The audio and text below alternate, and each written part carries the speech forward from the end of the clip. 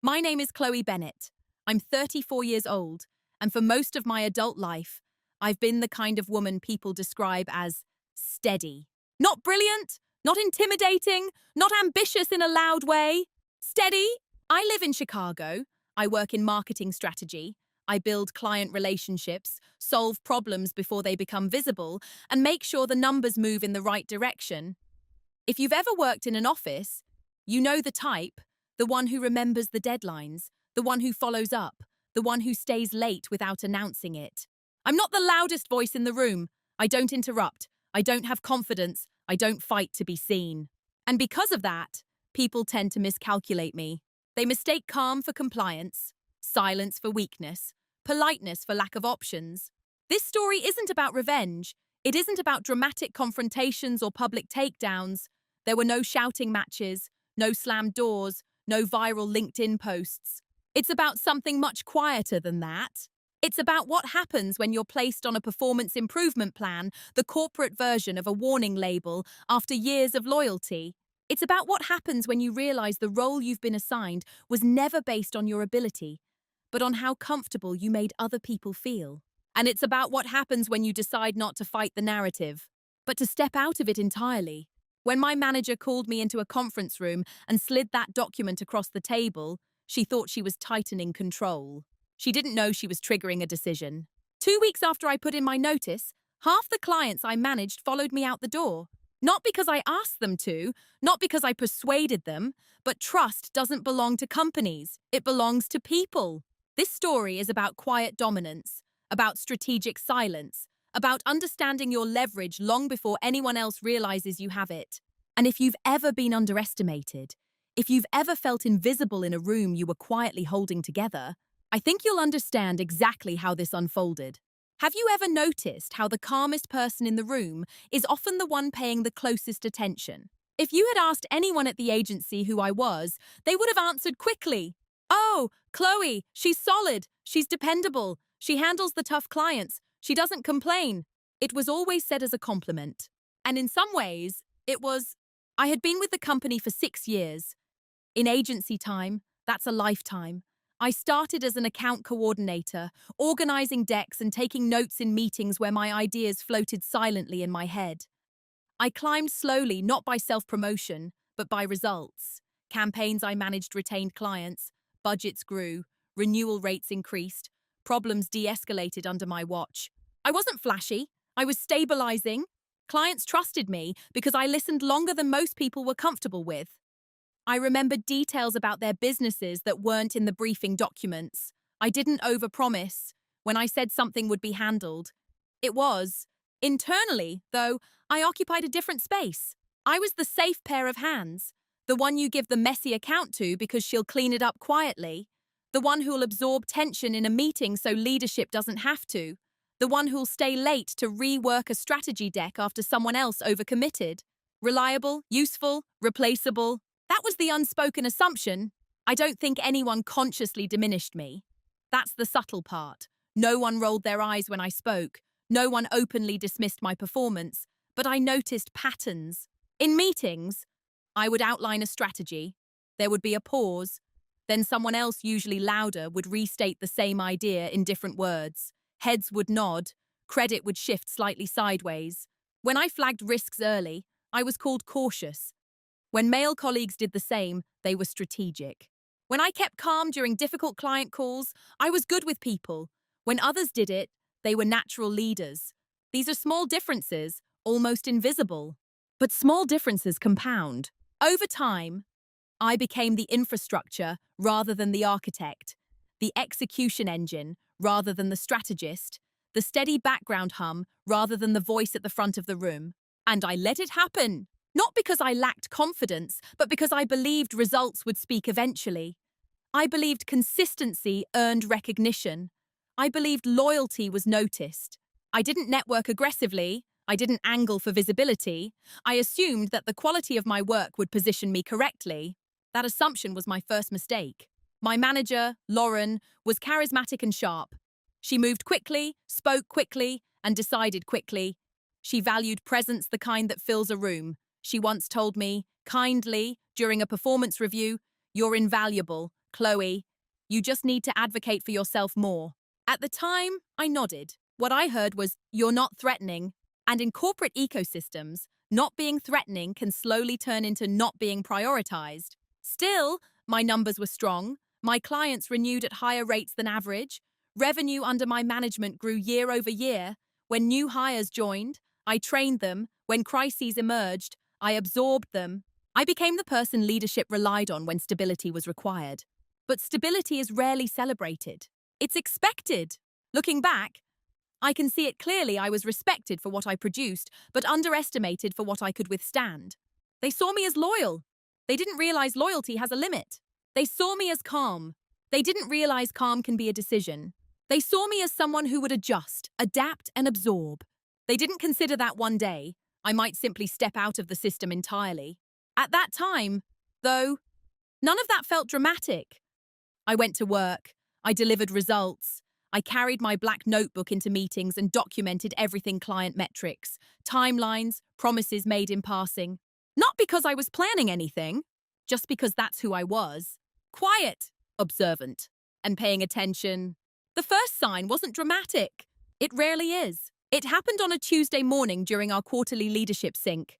I wasn't technically leadership, but I managed 3 of our highest billing accounts, so I was invited when those clients were on the agenda. I had prepared thoroughly retention projections, performance dashboards, risk assessments for Q3, the usual. I printed a clean summary, clipped it into my notebook, and walked into the glass conference room 5 minutes early. Lauren came in last, moving quickly as always, laptop tucked under her arm. "Okay," she said, barely sitting down. "Let's move fast." When it was my turn, I walked through the updates calmly. Revenue was up 12% year over year. One client had expanded their contract. Another was considering a long-term renewal. There were nods, a few polite great comments. Then Lauren leaned back and said, almost casually, "I do want to flag something." Her tone shifted the room. She clicked to a slide I hadn't seen. "This account," she said, referring to one of mine, "has mentioned wanting more proactive innovation. I'm not sure we're pushing them enough." It wasn't false. The client had expressed interest in more aggressive campaign experimentation, but we had discussed it privately. I had outlined a phased plan. Lauren had agreed it was smart to pace it carefully. In the room, though, that context disappeared. I felt every pair of eyes move toward me. "I've been mapping a phased rollout," I replied evenly. "They're risk-averse in Q2 due to their internal restructuring, so we agreed to—" Lauren cut in gently. "Right. I just think we need to avoid complacency." Complacency? It landed softly, almost politely. No one reacted strongly. The meeting moved on. But something shifted in me. Because it wasn't the critique itself. Feedback is normal, necessary, even. It was the reframing. The way a collaborative decision suddenly became my hesitation. The way a strategic pause was recast as passivity. The way context evaporated in front of an audience. After the meeting, one of the directors patted my shoulder lightly. "Don't worry, you know how she is, always pushing." I smiled. Of course. I told myself it wasn't personal. That this was just how high-performance environments operated. That leaders applied pressure publicly to signal standards. But I replayed it later that night. Not emotionally. Analytically. I remembered the exact wording, the tone, the slide I hadn't been told about, the subtle positioning, not incompetent, just slightly lacking urgency. That's how reputations begin to tilt. Not with accusations, with suggestions. Over the next week, I noticed small echoes of that moment. In a client check-in, Lauren joined unexpectedly and emphasized innovation twice. In an internal Slack thread, she asked me to push harder for growth on an account that had already exceeded its targets. None of it was overt. None of it was hostile. If anything, it looked like normal managerial oversight. But there was a pattern forming. And the most interesting part, no one else seemed to notice. Because the numbers were still strong. Because I didn't react defensively. Because I didn't complain. To everyone else, it was just business. To me, it was the first small cut. The beginning of a narrative is being constructed quietly around me. Not Chloe delivers, but Chloe maintains. Not Chloe leads, but Chloe supports. And once language starts to shift, outcomes usually follow. I didn't confront her. I didn't request clarification. I didn't escalate anything. I did something else instead. I started documenting more carefully. Every decision we made together, every client approval, every metric, not out of fear, just awareness. Because when a pattern starts, you don't interrupt it emotionally. You observe it. And I had the distinct feeling this was only the beginning. The strange thing about slow shifts is how easy they are to rationalize. After that first meeting, I told myself I was being overly sensitive. Lauren was ambitious. She wanted growth. Maybe she thought pressure sharpened performance. Maybe she was advocating for me in her own way. It's remarkable how quickly we justify behavior when we want stability more than clarity. Over the next 2 months, the comments became slightly more frequent but always reasonable on the surface. In one review, she said, "I'd love to see you take up more space with clients." In another, "You're excellent operationally. Let's elevate you strategically." Operationally, strategically, two words that sound harmless, even aspirational. But when repeated enough, they begin to carve out a hierarchy. Operational meant dependable, tactical, grounded. Strategic meant visionary, leadership track, promotable. I was consistently placed in the first category. I tried adjusting. In client meetings, I spoke earlier, I offered bolder projections, I proposed a more aggressive expansion package for one account, something I would normally introduce gradually. The client hesitated. They weren't ready. Afterward, Lauren messaged me privately. "Careful not to overshoot. We don't want to spook them." I stared at the screen for a moment. Push harder, but don't overshoot. Take more space, but don't disrupt. Be strategic, but don't destabilize. The target was moving, and I began to notice something deeper. When other managers struggled, when their clients underperformed, when renewals dipped, the conversations around them were framed as support. How can we help? What resources do you need? When scrutiny circled back to me, it was framed as development. How can you level up? What are you missing? The difference was subtle, but it mattered. One afternoon, I overheard 2 junior associates talking near the coffee machine. "Lauren's grooming Matt for director," one said quietly. "Yeah, he's more aggressive," the other replied. "Chloe's amazing, but she's kind of behind the scenes." Behind the scenes? I wasn't angry when I heard it, just aware, because I realized that I had been complicit in building that image. I stayed late, I fixed issues without escalating them, I shielded leadership from client volatility, I didn't broadcast wins loudly. I made the machine run smoothly. And when a machine runs smoothly, people stop noticing the engineer. There were moments I considered addressing it directly, asking Lauren for a clearer development plan, requesting more visible opportunities, challenging the subtle reframing in meetings. But each time I paused, not out of fear, out of calculation, because something about the tone had changed. It no longer felt like mentorship, it felt like positioning, and confronting positioning prematurely only accelerates it. So instead, I adjusted inwardly. I stopped seeking affirmation in meetings. I stopped correcting minor misattributions. I stopped volunteering for the extra visibility projects that never translated into advancement. Externally, nothing dramatic shifted. I still delivered, still smiled, still brought my black notebook into every room. Internally, though, I was tracking patterns, not emotionally, structurally. Who received public praise, who was shielded during missteps, whose risks were reframed as boldness, and whose caution was labeled complacency. I began to see the system for what it was. And once you see a system clearly, you have 2 options. Try to win inside it, or quietly prepare to step outside it. At that point, I hadn't chosen yet, but I had stopped assuming fairness would correct itself. And that, more than anything, was the moment respect quietly shifted, not theirs for me. Mine for them. It didn't happen in one conversation. It happened in accumulation. By the end of that quarter, I could feel the roles settling around me, not formally declared, but quietly reinforced. I was the stabilizer, the one you assign when an account is volatile, the one who smooths tension after leadership overpromises, the one who can handle it without escalating. I remember the exact moment it crystallized. We had just landed a mid-sized tech client with a complicated internal structure, multiple stakeholders, competing agendas, the kind of account that could either grow into a flagship partnership or quietly implode. During the allocation meeting, Lauren scanned the room. "Matt's at capacity," she said, "and this one needs a calm hand." Her eyes landed on me. "Chloe, you're good at keeping clients steady. There it was. Not visionary, not a growth driver, steady. I nodded, happy to, because I was capable, and because, at the time, I still believed capability would eventually be recognized correctly.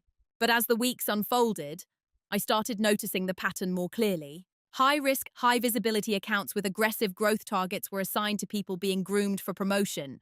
Complex, emotionally demanding, politically sensitive accounts were assigned to me.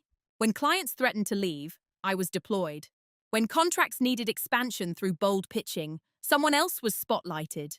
It wasn't malicious, it was strategic, just not in my favor. I was being positioned as indispensable support, not ascending leadership. There's a difference.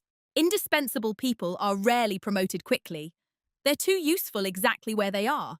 And the more I delivered stability, the more the narrative reinforced itself. In one performance conversation, Lauren smiled at me warmly. "You're the glue, Chloe. Every team needs glue." Glue. I smiled back. But something inside me registered the limitation of that word. Glue holds structures together. It doesn't get credit for the architecture. I began reviewing my own metrics at night, not out of anxiety, but clarity. My accounts had the highest retention rate in the department. Client satisfaction scores were consistently above average. Revenue growth was steady and sustainable. There was nothing objectively lacking. The gap wasn't performance, it was perception. And perception, once formed, is self-reinforcing. If you're seen as reliable, you're given reliability tasks. If you're seen as ambitious, you're given expansion tasks. If you're seen as safe, you're rarely given the spotlight. I realized I had been over-optimizing for harmony. I de-escalated conflicts before they became visible. I absorbed frustration so leadership didn't have to. I protected the agency's image, sometimes at personal cost. And in doing so, I made my work look effortless. Effortless work is often mistaken for simple work. The final confirmation came during a cross-department strategy session. A client I managed had expanded their contract by 30% over 6 months through careful trust building and phased implementation. When Lauren summarized the win to senior leadership, she said, "This account grew organically. It's stable now." Organically? Stable. Not strategically expanded, not skillfully negotiated, not intentionally developed. Just stable. That's when I understood the role fully. I wasn't being evaluated as a growth driver. I was being categorized as operational support elevated, competent support, but support nonetheless. And here's the quiet truth. Once an organization defines its value narrowly, it becomes very difficult to redefine it from the inside. I didn't feel anger. I felt clarity. Because roles aren't always assigned out of cruelty. Sometimes they're assigned out of convenience. And I had made myself very convenient. The question forming quietly in my mind wasn't, how do I prove them wrong? It was something much simpler. What happens if I stop playing this role entirely? The shift didn't happen the day I was placed on the performance improvement plan. It happened a week before that. The PIP was just the confirmation. The actual shift began on a quiet Thursday afternoon, in a room that smelled faintly of dry erase markers and burnt coffee. Lauren had scheduled a quick touch base, 15 minutes. I brought my notebook, as always. She closed the glass door behind us and smiled that polished, managerial smile that softens impact before delivering it. "I've been getting feedback," she began. "That phrase is never neutral." "About," I asked calmly. "About your visibility, your strategic presence. There's a perception that you're plateauing." Plateauing! The word felt heavier than complacent, more final. I didn't react immediately. I let silence sit. She continued. "Your accounts are performing. Yes, but we need leaders who push boundaries, who signals momentum." Signal momentum! I thought about the expansion I had executed 2 months prior, the careful negotiations, the phased upsell, the client trust that made it possible. Momentum had been there. It just hadn't been loud. I opened my notebook. "Can you share specific examples where I failed to demonstrate that?" There was a pause. "Well, it's more of an overall impression." An impression! In that moment, something inside me settled. Not flared, not cracked, settled. Because I realized the evaluation was no longer anchored in metrics. It was anchored in narrative. And narratives are far harder to correct than numbers. We spoke for another 10 minutes. She used phrases like stretch goals and leadership aura. I listened carefully. I asked clarifying questions. I didn't defend myself aggressively. When the meeting ended, she said gently, "I believe in you. This is about leveling up." I nodded. But as I walked back to my desk, I felt something different than discouragement. I felt detachment. For 6 years, I had believed that if I delivered consistently, alignment would follow. That performance protected you from perception drift. Now I understand something else. Performance is interpreted through whatever story leadership finds useful at the time. And I was no longer being positioned as having upward momentum. I was being positioned as static reliability. That evening, I stayed late not to finish work. To review data, I pulled every client performance report from the past 2 years. I mapped growth trajectories, renewal rates, satisfaction scores, revenue increases tied directly to initiatives I had proposed. The numbers were clean, objectively strong. There was no plateau, only a mismatch between how I worked and what was being rewarded. And in that quiet office, lights dimmed, city reflecting against the glass, I made a subtle internal decision. If the narrative couldn't be corrected internally, it might need to be exited externally. I didn't know what that meant yet. I wasn't planning anything dramatic. I wasn't angry. But something fundamental shifted. I stopped trying to adjust myself to fit their emerging perception. Instead, I started observing the structure more critically. Who held power where client loyalty truly lived? How dependent the agency was on individual relationship managers versus brand reputation. For the first time, I considered my leverage. Not emotionally, strategically. The PIP meeting would come the following week. But by then, the real change had already happened. Because once you stop seeking validation from a system, you begin evaluating whether the system deserves you at all. And that realization is very quiet, very calm, and completely irreversible. The performance improvement plan was delivered the following Monday. No theatrics, no raised voices, just a printed document slid across a polished table. Lauren's tone was measured. This is a formal structure to help you refocus and demonstrate strategic growth. Refocus. Demonstrate. The document outlined vague objectives, increase executive presence, proactively identify expansion opportunities, and elevate strategic visibility. No quantitative targets, no direct performance deficiencies. Just language. I read it carefully, slowly, then I nodded. I understand, I said, and that was the moment my silence became a choice. Not compliance. Choice. Because internally, I was no longer trying to salvage my position, I was studying it. There's a difference in the quality of silence when it shifts from defensive to deliberate. Defensive silence waits for approval. Deliberate silence gathers information. Over the next few days, I noticed how people reacted. Word travels quickly in offices, even when it's unofficial. Colleagues were slightly warmer, slightly cautious. A few offered quiet encouragement. You'll crush it. It's just a formality. They do this sometimes. But their eyes said something else. A PIP in corporate language rarely means growth. It means transition.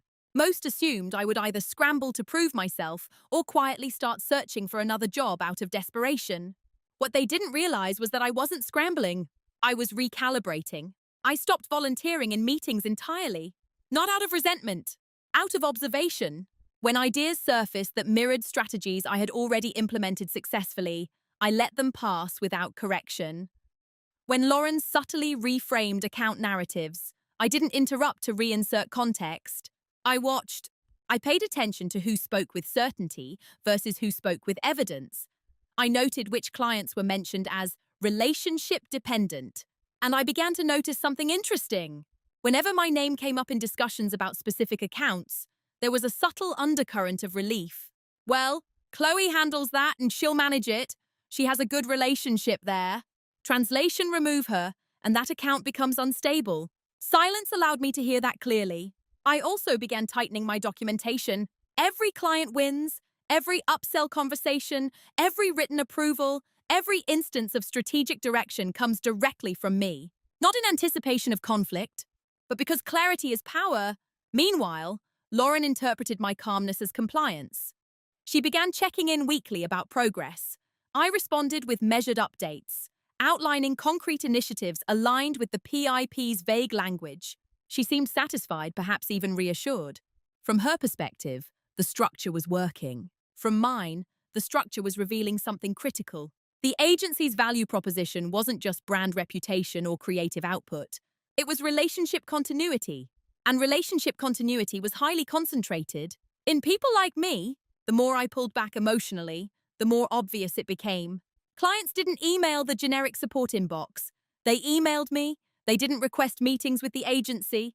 They requested meetings with Chloe. Trust had names attached to it. And trust doesn't transfer automatically when personnel change. By the end of that week, I felt something I hadn't felt in months. Not anger, not anxiety, control. Because for the first time, I wasn't reacting to the narrative. I was evaluating my position within it. Silence, when chosen intentionally, sharpens your vision. And I could now see the architecture clearly. The question was no longer whether I could survive the PIP. It was whether I wanted to. Preparation doesn't always look dramatic. Sometimes it looks like routine. That was the beauty of it. From the outside, nothing about me changed. I still arrived at 8:30, still wore neutral blazers, still carried my black notebook into every meeting, still delivered reports on time. Internally, though, I had shifted into audit mode. Not of my performance, of the ecosystem. The first thing I did was map dependency.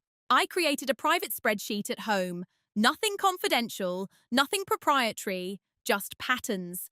Which clients contacted me directly versus through shared channels, which ones requested strategy sessions specifically with me, which accounts had expressed concern about leadership turnover in the past. It was remarkable how consistent it was. Out of my 7 primary accounts, 5 had direct communication lines that bypassed generic support. 4 had explicitly referenced working with you as a reason for renewal. 2 had previously followed account managers from other agencies due to trust continuity. This wasn't ego, it was structured. I also began paying closer attention to contracts, not copying, not removing anything, just understanding terms, non-solicitation clauses, non-compete language, geographic limitations, duration periods. There's a difference between reading something casually and reading it strategically. I consulted a lawyer quietly, a 30-minute consultation. I paid out of pocket. What are my actual constraints if I resign? I asked. The answer was less restrictive than I expected. Standard non-solicitation language, no broad non-compete. Clients were free to make independent choices. I simply couldn't actively poach during a defined period. I nodded. That mattered. Back at the office, the PIP check-ins continued. Lauren seemed satisfied with my progress. I spoke confidently about client expansions in motion.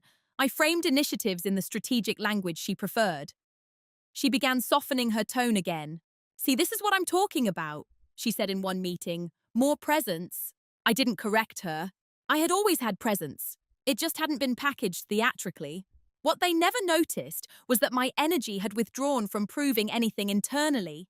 Instead, I reinvested it externally. I scheduled one-on-one check-ins with each of my clients framed as routine quarterly alignment. In those calls, I asked deeper questions than usual. What does stability look like for you over the next year? What risks are you most concerned about? What would make you consider changing agencies? The answers were revealing. Almost every response circled back to consistency. We value not having to re-explain everything. Continuity is huge for us. We've had turnover issues with other agencies before. I listened carefully. I didn't hint at anything. I didn't imply dissatisfaction. I remained fully professional. But I was gathering clarity. Meanwhile, inside the agency, subtle shifts continued. Matt was publicly praised for landing a bold but risky expansion. Leadership spotlighted his aggressive growth mindset. My accounts, steady and profitable, were summarized as maintained. The narrative solidified. And that was fine, because I had stopped trying to change it. Instead, I began strengthening something far more durable than internal perception. Reputation. Personal brand not on social media, not loudly, but in direct conversations. I began being slightly more explicit about the strategic reasoning behind decisions during client calls. Here's why I'm recommending this pacing. Here's the long-term positioning advantage. Here's the risk mitigation structure. Not to show off. To anchor authorship, trust deepened when clients understood not just what we were doing, but how I thought. What they never noticed inside the agency was that my silence had created space. Space to plan calmly. Space to understand leverage. Space to decide without panic. Most people, when placed on a PIP, operate from fear. Fear rushes decisions. Fear leaks energy. I wasn't afraid. I was clear. And clarity is quiet. By the time 2 weeks had passed under the PIP, I had reached a conclusion that surprised even me. I didn't want to fix my positioning there. I wanted to reposition entirely. But once you decide that, the next step has to be precise. Because exits, if done emotionally, damage everyone. Exits done strategically reveal everything. The realization didn't arrive like a victory. It arrived like a calm, almost clinical observation.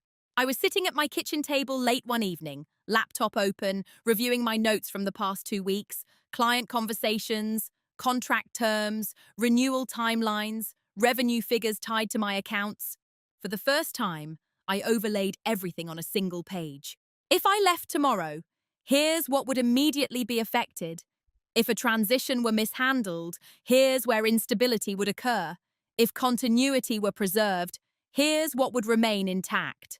And that's when it became undeniable. The agency's brand mattered. But in my portfolio, trust was personal. It had my name attached to it. One client had once told me, casually, "We stay because you understand our internal politics better than we do." At the time, I had smiled and thanked them. Now, I understand the weight of that statement. Understanding someone's internal politics isn't a service line item.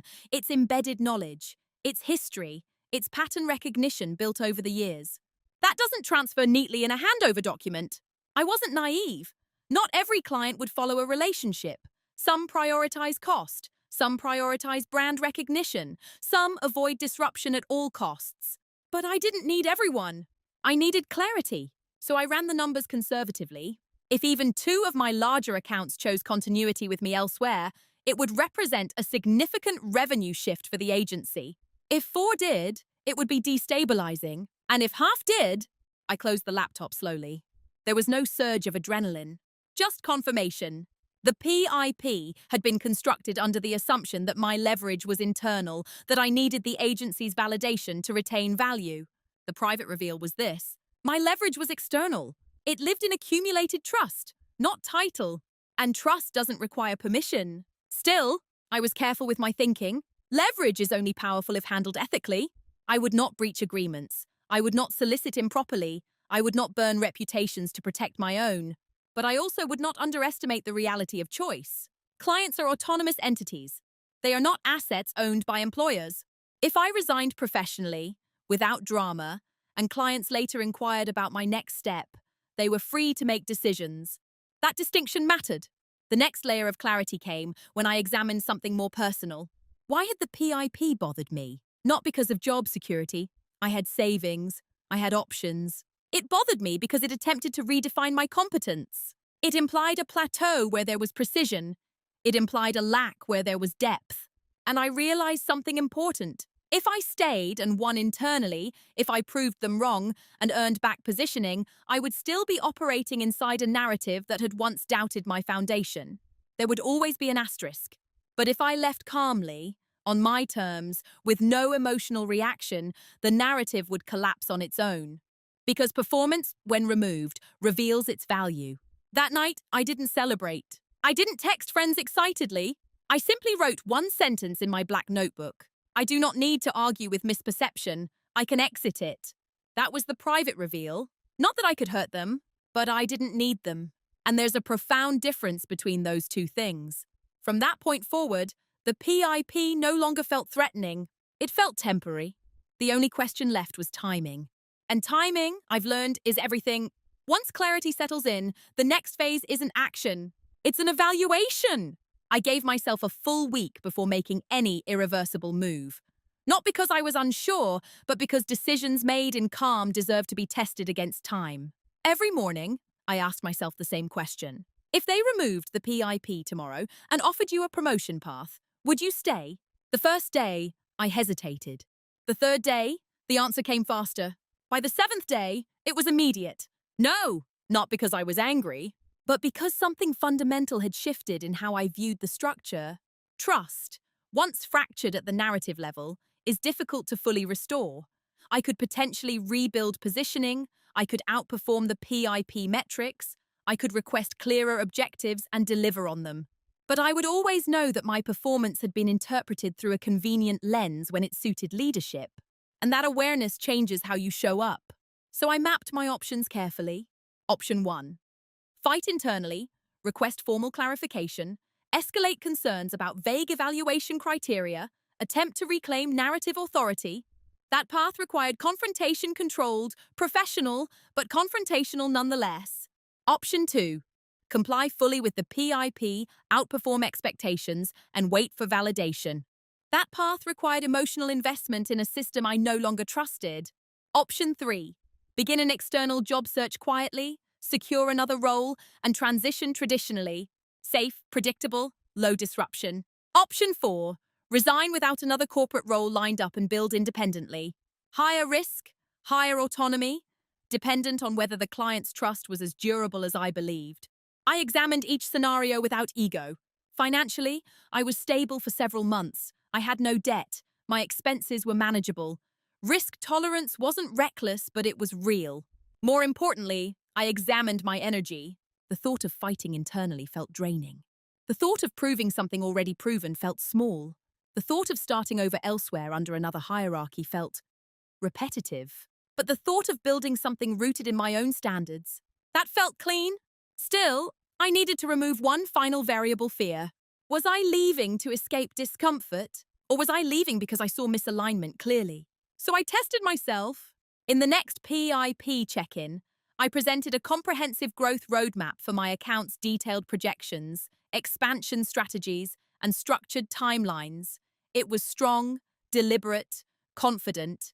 Lauren's response: "This is good. This is what I've been looking for." There was satisfaction in her tone, validation, and I felt nothing.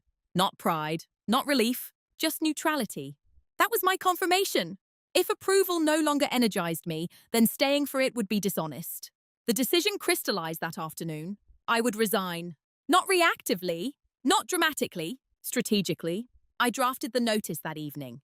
2 paragraphs: professional, grateful, direct, standard 2-week transition offer. I read it 3 times. Then I closed the laptop without sending it. Timing! I chose the following Monday morning, a clean beginning to a week. Enough runway to manage transition conversations calmly. On Sunday night, I felt something I hadn't expected.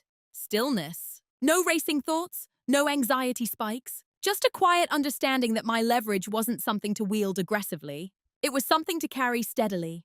Monday arrived. At 8:42 a.m., I sent the email requesting a brief meeting. At 9:03 a.m., I walked into the same glass conference room where the PIP had been delivered. And this time, I slid a document across the table. My notice. When I slid the envelope across the table, Lauren looked almost amused at first. "I wasn't expecting paperwork today," she said lightly. "You won't need the PIP anymore," I replied calmly. She opened it. I watched her expression change, not dramatically, but subtly. Her posture stiffened. The confident managerial cadence disappeared for half a second. "You're resigning?" she asked. "Yes, 2 weeks' notice. I'm committed to a smooth transition." There were questions, of course. "Is this about the PIP? Is someone recruiting you? Can we talk about what would make you stay?" I answered evenly. "I appreciate the opportunity here. I think it's simply time for a different direction. Not defensive, not accusatory, just complete. And here's the important part. I didn't explain my leverage. I didn't hint at client loyalty. I didn't negotiate. Because the power of a decision weakens when you justify it excessively." The meeting ended politely, slightly tense, but controlled. By noon, HR had been informed. By mid-afternoon, the news had circulated through leadership. Externally, I behaved exactly as I always had. I attended client calls.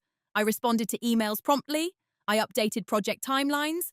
I began preparing clean transition documents, detailed, organized, comprehensive. Inside, however, I shifted into execution mode. The lawyer I had consulted earlier confirmed the next steps.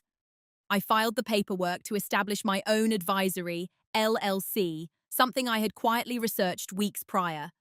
Nothing public yet, just structure. I reviewed my savings again. Conservative runway, 6 months without revenue pressure. I mapped potential service offerings, strategic consulting for mid-sized brands, navigating internal restructuring. The niche I knew intimately, Still, I did not contact a single client about leaving. That distinction mattered. If trust were real, it would surface organically. By Wednesday, subtle changes appeared in the office atmosphere. Lauren scheduled additional meetings with my clients just to align on transition. She copied herself on threads she previously trusted me to manage solo. It was understandable, but it revealed something unintentionally. Concern! In one internal leadership meeting which I was still invited to, I noticed something new. When my accounts were discussed, the tone wasn't developmental, it was cautious. Let's make sure continuity is seamless. We need to reassure them quickly. Who's best positioned to take this over? Silence lingered longer than usual after that question. Because replacing operational competence is simple. Replacing embedded trust is not. I finalized my transition plans meticulously. Each client received a personalized summary document: campaign status, strategic roadmap, risk flags, and upcoming deadlines. I introduced them to assigned replacements with professionalism. On calls, when clients asked, "Why are you leaving?" I responded the same way each time. "It's time for a new chapter. I'll ensure you're fully supported." No complaints, no insinuations, but I could hear the shift in their voices. Longer pauses, more questions. "Where are you going? Will you still be in the industry? Can we stay in touch?" "Of course," I'd say, always neutral. Because moving in silence isn't about hiding, it's about allowing reality to unfold without interference. By the end of week 1, I sensed something building. Not chaos. Pressure. And pressure reveals dependence. 2 weeks earlier, I had been framed as plateauing. Now leadership was auditing exposure, and I hadn't said a single negative word. That's the thing about quiet exits. They don't announce impact. They allow others to calculate it. The first visible shift didn't happen inside the office. It happened in my inbox. 3 days before my final day, one of my largest clients requested a private call. No agenda, just 30 minutes. I accepted. When the Zoom window opened, it wasn't just my primary contact. Their CFO had joined too. That was new. "Chloe," the CFO began, "we've been reviewing the transition plan." I nodded. "We're concerned about continuity," he continued. "You've been the institutional memory for us." Institutional memory? I chose my words carefully. I've documented everything thoroughly. The team is capable. There was a pause. Then my primary contact asked the question more directly. "Are you staying in the industry?" "Yes." "Would you be open to consulting independently?" There it was. I didn't smile. I didn't rush. "I'm exploring independent advisory work," I said calmly. "But I'm still within my transition window, so I can't discuss specifics." "Professional? Clean?" They exchanged a glance. "Understood." The CFO said, "We just want to make informed decisions." After the call ended, I sat still for a moment. I hadn't initiated anything. The inquiry had surfaced on its own. That pattern repeated twice more that week. Different clients, different phrasing, same underlying question. "If you leave, what happens to us?" Meanwhile, inside the agency, I noticed subtle tension rising. Lauren's tone during check-ins shifted from confident to controlled. "We're solid," she said more than once to others. "Not to me." But reassurance is rarely spoken unless doubt exists. On my second to last day, leadership held a closed-door meeting. I wasn't invited. That, too, was new. Later, a colleague I trusted stopped by my desk quietly. "They're worried," she said softly. "About?" I asked. "Client concentration. Your portfolio is insignificant." I nodded. Numbers speak differently when they're leaving the room. On my final Friday, I sent my farewell email. Grateful, polished, forward-looking, no emotional undertones. I left the office at 5:12 p.m. No dramatic goodbyes, no tears. Just a clean exit.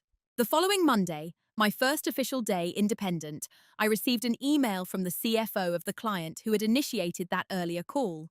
Subject line: next steps. They had reviewed their contract. They were within their rights to terminate with 30 days' notice. They requested a proposal from me for independent advisory support. I read the email twice. Still no celebration. Just confirmation. By Wednesday, a second client formally requested an exploratory discussion. By the end of that week, 2 notices of contract termination had been submitted to the agency. Half the clients I managed followed me out. Not overnight, not loudly, but steadily.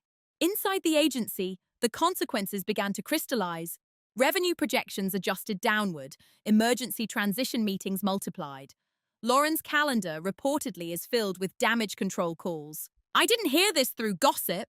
I heard it through the tone of the final message she sent me. It was brief. I hope this path works out for you. No warmth, no resentment, just contained impact.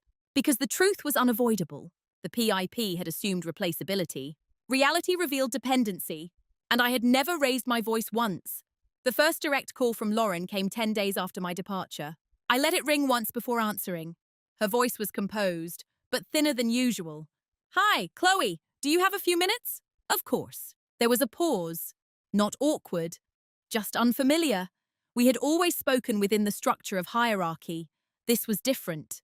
There was no formal authority left between us. I wanted to check in. She began. We've had some unexpected client movement. Unexpected.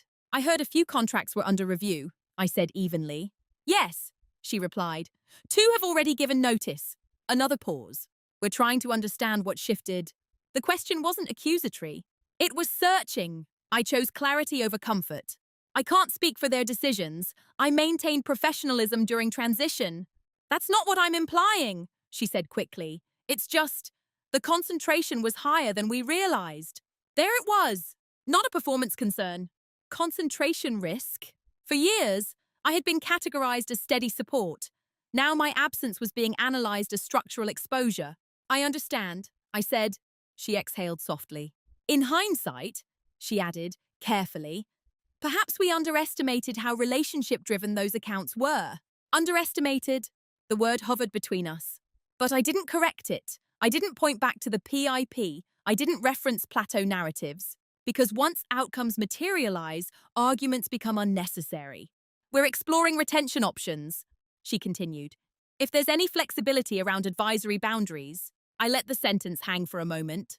My agreements are clear, I said calmly. Clients made independent decisions. Another silence. It wasn't hostile. It was a realization. By the end of that week, a third client had formally transitioned. Internally, I later learned, emergency cost assessments were underway. Staffing models were being adjusted. Growth projections revised. But here's the critical part. There was no villain, no dramatic collapse. Just consequences unfolding at the speed of contracts and renewal cycles. The PIP had framed me as plateauing. The resignations reframed the narrative entirely without confrontation.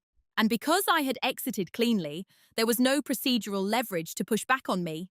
No breach, no solicitation evidence, no reputational damage. Just market choice. Lauren sent one final email 2 weeks later. Short, professional. We're restructuring account allocation moving forward. I hope your venture is stable. Stable? I almost smiled at the irony. The same word that once minimized my growth was now being sought desperately. It was too late to fix it, not because of revenge, not because of sabotage, but because perception had collided with reality. When organizations misread quiet competence as low leverage, they often discover the truth only after it leaves the building. And by then, retention becomes negotiation instead of leadership. I didn't feel triumphant. I felt confirmation, because the goal had never been to damage them. It had been to step into alignment. And alignment, once found, doesn't look back. We saw each other one last time in person. It wasn't planned. About a month after my departure, I attended an industry networking event downtown. Neutral territory, soft lighting, name badges, controlled smiles. I was speaking with a former colleague when I felt a familiar presence beside me. Chloe, I turned. Lauren looked polished as always, navy dress, structured posture, expression carefully neutral. Hi, Lauren, I replied. There was no visible tension, just awareness. We stepped slightly aside, away from the main crowd but still within public view. No privacy needed, no secrecy. I've been meaning to say, she began, you handled your transition professionally. Thank you, I said. She studied me for a moment, not critically, but analytically. 3 accounts followed, she added. That's significant. Yes, I replied. No elaboration. Another pause. I misread the concentration risk, she said finally. I saw stability. I didn't see dependency. Her honesty was measured, but real. I considered my response carefully. I think we both saw what made sense from where we were sitting, I said. Stability can look quiet from the outside. She nodded slowly. There was pressure internally, she admitted. We were trying to signal growth. I may have pushed the narrative too far. There it was. Not an apology, but acknowledgement. And strangely, that was enough. I understand the pressure. I said, it's a fast-moving environment. We stood there for a few seconds, two professionals who had once shared hierarchy, now simply sharing context. She glanced toward the crowd, then back at me. Are you building something sustainable? She asked. Yes. This time, I allowed a small, calm confidence into my voice. She held my gaze for a moment longer. I suppose that's what leadership actually is, she said quietly. Sustainability. The word hung there between us. No defensiveness, no bitterness, just clarity. I hope things stabilize on your end, I added genuinely. She gave a short nod. We're restructuring. Of course they were. Organizations adjust when exposed to structural weaknesses. It's not personal, it's adaptive. Before we separated, she said one final thing. You were never plateauing, Chloe. I didn't respond immediately, because I didn't need the correction anymore. I know, I said gently, and that was the confrontation. No raised voices, no dramatic vindication, no emotional accounting. Just two people recognizing that perception and reality had diverged and then collided. As she walked back into the crowd, I felt something unexpected. Not victory, release. Because quiet dominance isn't about proving someone wrong. It's about no longer needing them to see you correctly in order to move forward. It's been a year. Long enough for the dust to settle. Long enough for outcomes to stabilize into patterns rather than headlines. I don't introduce myself as former senior client strategy manager anymore. I introduce myself as a strategic advisor. The difference isn't in the work. It's in the ownership. I built my advisory practice slowly, intentionally. No flashy launch, no social media announcements about taking the leap, just direct conversations, clear value propositions, and carefully structured contracts. 3 of my former clients stayed, 2 referred me to others. Not because I promised rebellion, but because I promised continuity. Ironically, the very trait that was framed as plateauing steadiness became my strongest differentiator. Companies navigating internal restructuring don't need theatrics. They need someone who understands pacing, risk tolerance, political nuance, timing. The same skills that once made me glue inside an agency became architecture when I stood independently. Financially, I earn slightly less than my previous peak salary, but my margin emotional and strategic is higher. I choose which clients to accept. I define scope boundaries clearly. I don't absorb instability without compensation. I don't stay silent when framing drifts away from measurable reality. And most importantly, I don't confuse quiet with invisible anymore. The biggest shift wasn't external, it was internal. I no longer measure my value by how urgently someone else validates it. If a client challenges a strategy, we examine data. If a partnership isn't aligned, we adjust or part ways.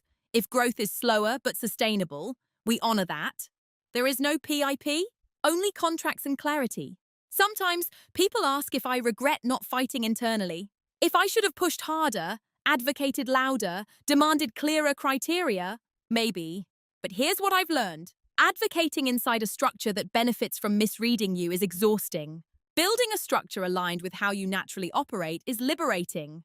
I don't carry resentment toward Lauren or the agency. They operated within pressures I now understand more fully. Revenue signaling, leadership optics, competitive positioning. But understanding pressure doesn't require submitting to misalignment. When I think back to the day that document slid across the table, the performance improvement plan, I don't feel anger anymore. I feel gratitude. It forced clarity. It made visible what had been slowly forming. And it required me to ask a question I had avoided for years. Am I building someone else's perception of value or my own definition of it? Today, when I walk into meetings, sometimes virtually, sometimes in glass-walled conference rooms that look eerily familiar, I carry the same black notebook. I still speak calmly. I still listen more than I interrupt. But now, when someone mistakes quiet for lack of leverage, I don't rush to correct them. I simply continue building. Because I know something I didn't fully understand before. Stability is power when you own it. When people hear this story, they sometimes expect a moment of triumph. A dramatic speech, a public apology, a company collapses. That's not what happened. The agency didn't fail. Lauren didn't lose her career. There was no explosive ending. There was simply a recalibration, a narrative that quietly corrected itself. My manager put me on a performance plan. I put in my notice instead. 2 weeks later, half the clients followed me out. Not because I orchestrated revenge, not because I whispered dissatisfaction, but because trust, once built carefully over time, doesn't disappear when a title does. If there's a lesson here, it isn't about leaving dramatically. It's about understanding where your real leverage lives. Sometimes it lives in your title. Sometimes it lives in your network. Sometimes it lives in accumulated competence that no one applauds loudly. And sometimes, the most powerful move isn't arguing your value inside a room that questions it. It's stepping into a room where it's already understood. Quiet dominance isn't loud. It doesn't humiliate. It doesn't expose. It doesn't gloat. It aligns. It prepares. It exists cleanly when misalignment becomes structural. If you're in a position right now where you're being reframed, where steady is being called stagnant, where thoughtful is being called passive pause before you panic, ask yourself, is the problem your performance, or is it the story being told about it? And if the story no longer reflects your reality, what would it look like to leave it? I'm curious, have you ever been underestimated in a way that later became your leverage?